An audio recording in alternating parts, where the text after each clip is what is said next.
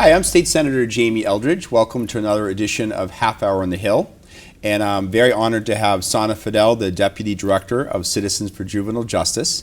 So Sana, thank you so much for coming on the show today. I really appreciate it. Thank you so much, Senator. I appreciate you inviting me today. Absolutely. And I know that we have worked together for many years, really for probably upwards of 8 to 10 years on criminal justice reform work, and my capacity is first the Senate Chair of the Criminal Justice Reform Caucus, and then more recently as the Senate Chair of the Judiciary Committee. If you could talk a little bit about Citizens for Juvenile Justice and the work that the organization does. Of course. Citizens for Juvenile Justice is a statewide policy organization. We are actually in our 30th year. 30th, okay. We were created as an organization back in the mid-1990s when there was a lot of rhetoric around, national rhetoric that also came into Massachusetts, looking at young people as quote-unquote super predators, Sure. being a lot of racially tinged language was on there, specifically saying that there is a rise in the population of young Black and Latino young boys, and that was how they linked it directly to the super predator myth. In Massachusetts, and this was national, in Massachusetts, we were looking at similar legislation around abolishing the juvenile system, imposing more adult sentencing on young people. An organization came out as a lot of individuals and practitioners. That's why the name is Citizen. It's related to individual advocating on their own personal capacities to push back and ensure that we have a distinct legal system for young people that is developmentally appropriate. We continue to have that mission. Our mission right now is focusing on ensuring that our legal system and all of our youth serving systems look at young people, and their main motivation is helping them get back on the right track. Our work as a policy organization, we do a lot of research. We publish a lot of reports on trying to answer a question: what's happening to young people in our in the state, and identifying where are gaps or where we can do better. And then we push for we advocate for those reforms that come out of that research. We do that through legislative advocacy, which is how I work with you, and administrative advocacy. We do state level work and local, sometimes at the local level when like grassroots organizations reach out to us, like, hey, we're using your research. Can we work with you? And we're happy to be partners at the municipal level. Our work falls under 3 themes. The first is transparency, equity, and accountability. So it's not about a specific decision point, but do our child serving systems collect the right data? Because if you don't measure it, you don't know what's happening and you don't value it. So are we collecting the right data? Is it publicly available? Are we using it to evaluate our systems and then push for reforms? And then when we implement those reforms, use that data again to evaluate, is it working? Do we need to do some more tweaks? The second area of our work is around preventing entry into the legal system. So some of that, as when we worked in the 2018 Criminal Justice Reform Act, actually was implemented, where we looked at specific legal system reforms in the juvenile system to look at community-based alternatives or other ways of addressing young people's behavior that does not involve court processing and incarceration. So there was a lot of success with the 2018 law in terms of diverting young people out of the legal system into other alternative systems. But as an organization, we also do work in what we call the feeder systems. Those are the systems where you see a lot of young people are disproportionately coming into from those child serving systems into our legal systems. Many of your viewers may be familiar with the term school to prison pipeline. Sure. So that's an area that we work on. It's like, what are decisions in the education system that push young people out of school and into our legal system? But one that most have not heard about is the child welfare to prison pipeline, where a lot of our work is around kids who are in our foster care system and how some of those decisions by that system push young people into our legal system. So we do a lot of work. The legislative advocacy is one piece of it. And when you talk about the founding of Citizens for Juvenile Justice in the 1990s, I think of the documentary, The Central Park Five, really laying out that tough on crime, the use of the term super predator, and it created a number of quote-unquote tough on crime laws against juveniles. Exactly. There were calls for reinstating the death penalty, which we don't have in Massachusetts anymore. They were talking about adult sentence. The term adult time for adult crime was prevalent. And when you talk about the Central Park Five, they're very, very relevant because all of them were teenagers. And as a matter of fact, one of them was a 16-year-old. And up until recently, New York State tried 16-year-olds automatically as adults, and a lot of the policies that were were happening to those 5 young boys, those teenagers, were still happening to young people just a few years ago in New York. Massachusetts, we were doing that same thing for 17-year-olds up until 2013. Sure, absolutely. Yeah. And in your position as deputy director, how did you sort of get to Citizens for Juvenile Justice? What is your sort of passion, your path here? So it's a several decades long journey. I actually started off as an environmental advocate. Oh wow! And I learned, and I really wanted to do clean air advocate. I wanted to clean the air. As a 16-year-old, I didn't know what that meant. I just wanted to clear the air. And I took on cycling and like transportation issues, seeing them as a major source of pollution. And I got introduced into the world of policy during during volunteering and activism around cyclist and pedestrian rights in New York City. Okay. Oh wow. So that's when I learned the term public policy. It was fascinating. When I read the definition, I was like, that's what I want to do. So I actually did go in and I changed my career to go into policy, and I went in thinking I was going to do environmental work, but I came out. This is I went to grad schools for that.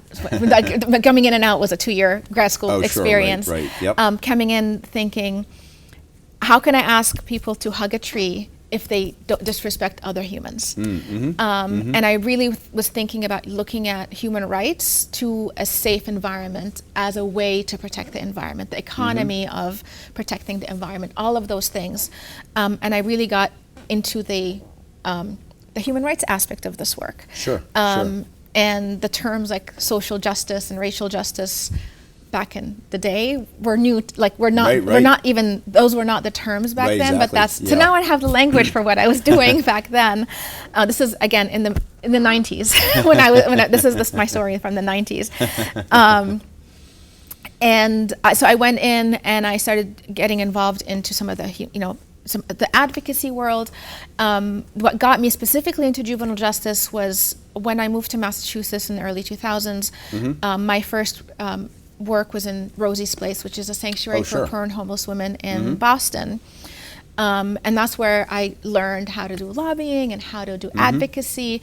And what was really satisfying for me personally was sort of this version of instant gratification. When I did environmental work, I keep saying, I can't open the window and say, hey, Earth, are you feeling better now when I do this change? Versus at Rosie's Place, I can open my door, I can meet with the women directly and say, this is what we're working on, what matters to you. And I learned a lot from them. I came in, it's I just know the tools of advocacy, but I cannot come and tell you what you should be passionate about. You tell me what you're passionate about. I'm going to just give you the tools to be advocates yourselves. And they would talk to me about this is what matters to me. I was like, okay, great. This is the policy issue related to this issue you care about. And there was the theme I kept on seeing was the state's involvement in their lives throughout, for many of them since their childhood, some of them as adults. Sure. Where these are systems that are supposed to be public service systems, but instead had pushed them into not only homelessness, but coming in and out of incarceration. And I saw a lot of that. Some of the themes were around growing up in the child welfare system, having, growing up and having their children be in the child welfare system. And trying growing up in poverty, right? Right. And we can talk about the poverty and sort of all the questions I get is does poverty cause that? I'm like, well, I disagree with that statement. And exactly. Right. Much more complicated, but I think so I saw sort of having institutions telling people what to do from their childhood, adolescence into their adulthood. And then but I also struggled, like, where do I start? Was it the child serving aid side? Is it the parent Right. serving side? Right. And one of the things that really hit me was this, one of the women I was working with, when I asked her, what do you care about? And she said, my nephew is currently locked up in DYS. And what I want for him is to succeed just like any other parent would want a child, for their child to succeed. So I learned about CFJJ from that work, because I was like, okay, this is what you care about. Let's figure out. Let's bring them in. Let's figure out what they do. They're working at that time about this is about 15 years ago, around girls in the juvenile system. So that was a link for Rosie's Place. But also I was like, well, this is an area, like, how can we be supportive as this?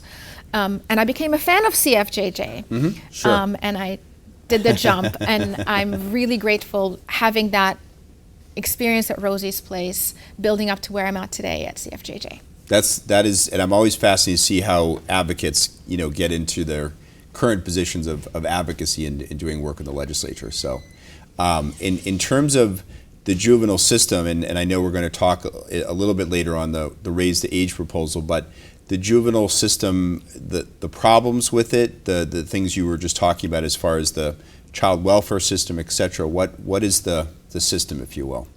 So the juvenile justice system is a distinct legal system. So most people have heard of the term like criminal justice reform, for example. We are talking about the courts, all the processes, how sentencing, what are even the crimes, based on what you are as an adult.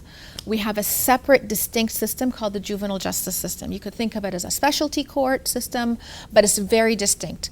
By state law, by our case law, that the focus of the juvenile justice system is to look at young people from between the ages of 12 and 17 up until right before their 18th birthday, that if they violate the law, or if they are accused of violating the law, they would be processed in this juvenile system. The juvenile system has its own court system, juvenile court judges who understand adolescence.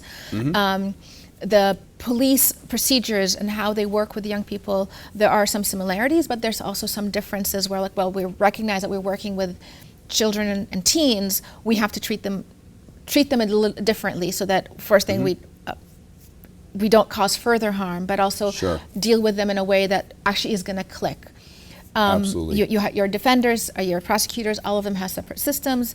And in terms of, I talked about the Department of Youth Services, that is where if an adolescent has to be removed from society, incarceration, they would be served by the Department of Youth Services, which is a health and human services agency, rather than our adult correctional system.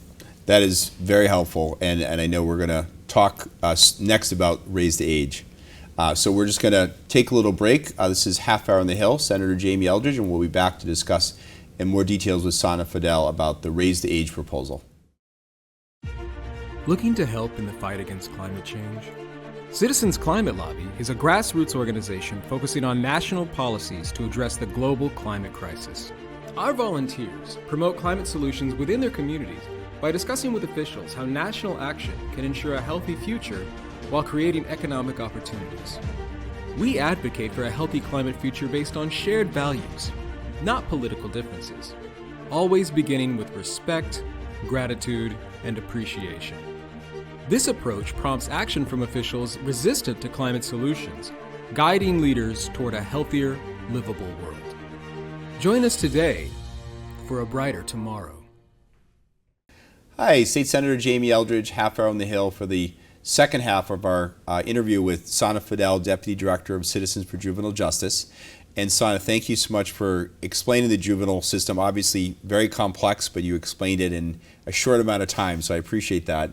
And of course, the really exciting development this legislative session just a couple weeks ago was the passage of a revised version of the Raise the Age proposal in the Economic Development Bill in the Senate. And so if you could talk about what is the Raise the Age bill and what is sort of the goal of changing the age for adult jurisdiction. I'd be happy to. The Raise the Age bill is actually one of our top priorities at CFJJ. Yes. I'm just going to go backtrack a little bit to about 10, 11 years ago. I mentioned earlier in the segment when we said that in 2013, Right, yes. 17-year-olds were automatically prosecuted as adults. I was actually working at Rosie's Place at that time. I remember Okay. sitting in and listening to CFJJ, and my first impression was, why is this such a big deal? This is a legal system. This is a legal system. You have incarceration here. You have incarceration here. Having been on this side of the fence, I was like, it makes a huge difference. Yes, both are a legal system. Both hold young people accountable, or any defendant accountable. Both are looking at, is this the right person who was accused of this offense, and what is the appropriate response to them? However, because one is focused on youth development, so it's not like, I don't even use the word rehabilitation because it's too limiting. The juvenile system, with all its flaws, this is why we exist as an advocacy organization. Right, many flaws, right. Yep. The juvenile system has a focus, again, I mentioned by statute, that the state shall treat a young person as close to a parent as possible, so that this child is not a criminal, but a young person who is a delinquent child, which is where that term comes from, who needs guidance. So that's the direction of it. And the reason I don't like the term rehabilitation is, like, it seems like there's something wrong with you. Yes, people do mistakes. Sure, People sure. do cause harm on purpose or on accident. That happens. However, when we look at young people, many of them will take risks and will not make good decisions because of their age. Because of their age, So right. it's not because something is wrong with them, it's because of where they are developmentally. And then you add other things. Like, yes, I'm not going to minimize that when crimes happen, crimes are serious. However, what the difference is, not only do I not address the crime, but addressing development, you're much more effective in preventing this offending, from this young person from reoffending, which is the primary function of our legal system. Are we holding someone accountable? Are we making sure they don't do it again? And so that having a juvenile system that's focused on those two goals, not just we're mad at you, we're punishing you, is going to be much more effective with an adolescent. I'm going to tell you a story as a parent of teenagers. And if any of your viewers have teenagers, you will recognize this. Or if you remember being a teenager, which I remember, when I would tell my child, this is what I did as a teenager, and I regret it. And my lesson is, I'm trying to prevent you from having the same regret and living with this regret. Decades later, I'm still regretting. My son told me, oh, so the lesson is you did it, so I can do it as well, right? Because and this is an oversimplification of how adolescent brains work, because you have to have the expertise. Like, if I was to deal with someone the same way I would think, it's actually going to backfire with teenagers. And it's not about being soft on young people or using kitty gloves on them. It's being like understanding what works with you and using those tools. So the tools so the tools in the juvenile justice system are much more expansive than if they were in the adult system. And what are some of those tools? So, for example, I'm gonna start about why before getting into the tools. Sure. Okay, so I'm going to answer that. Yep.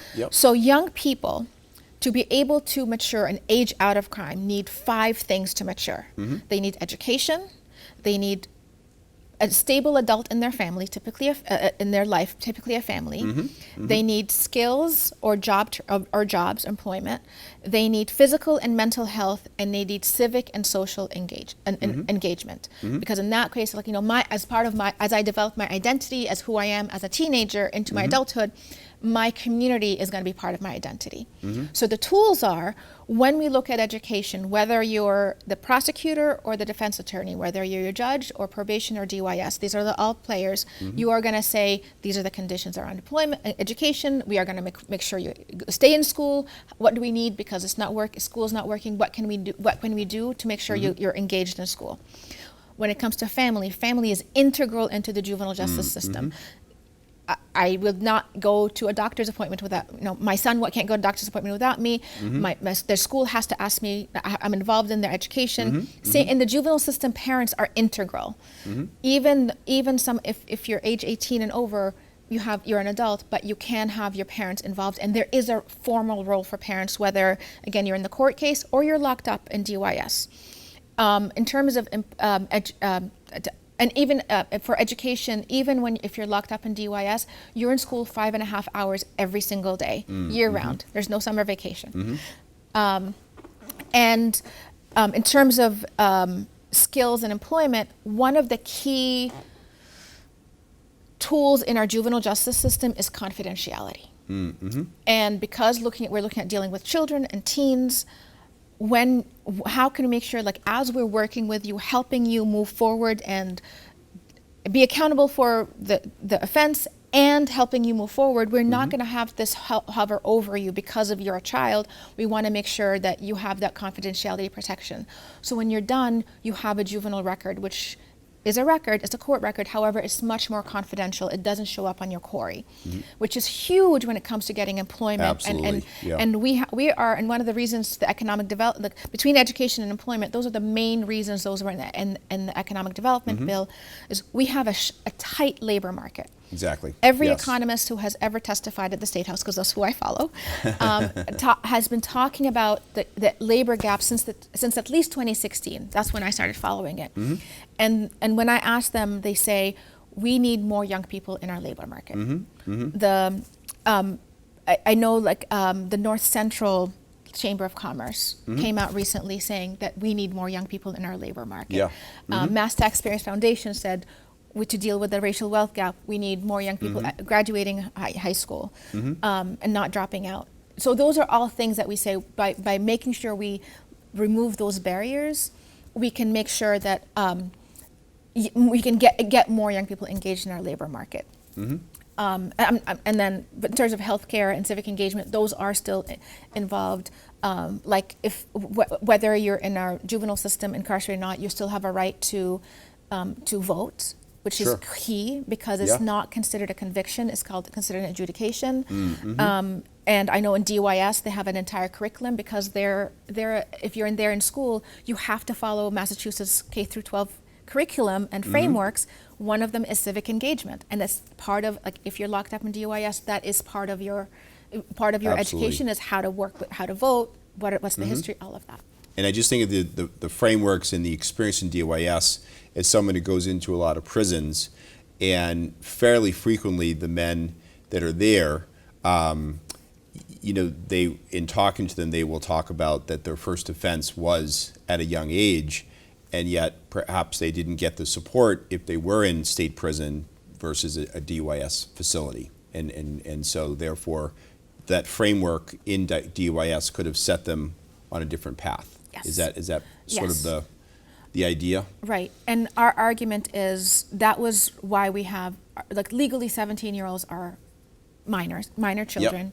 So when we pushed for raise the age back in 2012 and past 2013, we had similar arguments similar that we heard when this bill was debated. Oh, kids are different, they're more violent, we can't handle them. And one of the reasons we're pushing for the 18-year-olds is, like, we've seen how it works with 17-year-olds. Our system has been able to integrate them into our legal system. It is working. And an 18-year-old is similar in development. An 18-year-old is in high school, right? An 18-year-old is similar. So an 18-year-old, you do not wake up and say, I get it, I'm an adult now, I know what's happening. What we say is that 18-year-olds are much more similar developmentally to a 17-year-old than even a 30-year-old. And there's a lot of studies behind this, right? Exactly. There's neuroscience, and I'm not a scientist, so I'm not going to even touch there, but the neuroscience does support that. But as a parent, I see it. Like, my son is about to turn 18, and I'm like, okay, you're going to have to make decisions on your own. I still have to be there, because as a society, we transition young people into adulthood. We do not. We have legal lines of adulthood, but it's even those lines. We don't have one line. We have a transition of lines. That's such a great point. A child can start getting their first summer job at age 14. You can pre-register to vote at 16.